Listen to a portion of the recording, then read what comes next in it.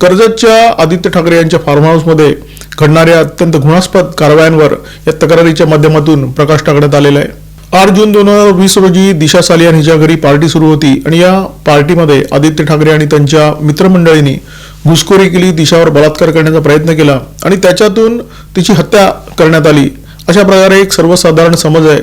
परंतु सतीश सालियान यांनी मुंबई पोलिसांमध्ये जी तक्रार दाखल केलेली आहे ती तक्रार आणखी थोडा वेगळा तपशील उघड करते.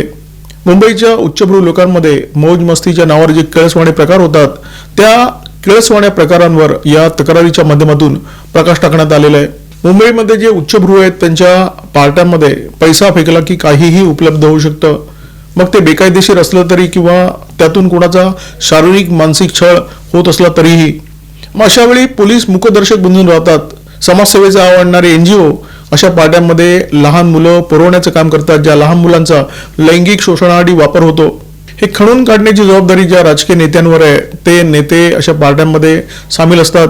सगळी व्यवस्थाच हे प्रकार दडपणे आणि कामाला लागते आणि त्यांचं संरक्षण करते ज्यांची खरी जागा तुरुंगामध्ये आहे.